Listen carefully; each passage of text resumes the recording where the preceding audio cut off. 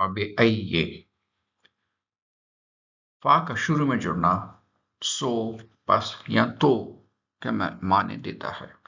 ائی کا مطلب ہے وچ، اردو میں کون سی. فبأي بنا پس کون کون سی، آلائی نعمتیں، blessings، ربکما of your Lord. یہاں پہ جن اور انس سے مخاطب ہے اس لیے کما لکھا ہوا ہے، تم دونوں کے رب کی.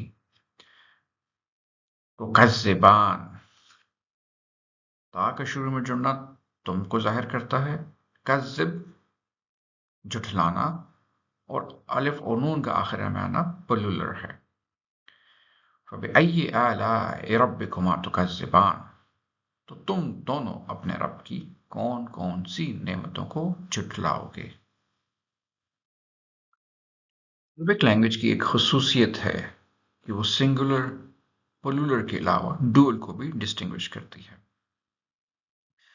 جب لفظ کے آخر میں کا آئے تو وہ تم کو ظاہر کرتا ہے بٹ سنگولر. ربک یور لارڈ، ہم کہہ سکتے ہیں السلام علیکہ کہ سلامتی ہو تم پر، singular one man. Likewise ربکم means lord of you all, plural کو ظاہر کرتا ہے.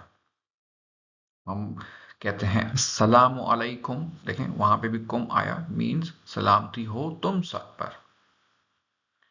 لیکن جب ہم کہیں گے ربکما تو اس کا مطلب بنے گا کہ مخاطب ہیں دو سے، لارڈ آف یو بوتھ. اس آیت میں جن اور ان سے مخاطب تھے تو کما کا لفظ آپ نے دیکھا. This verse is repeated 31 times in Surah Ar-Rahman, inviting reflection and gratitude for Allah's blessing.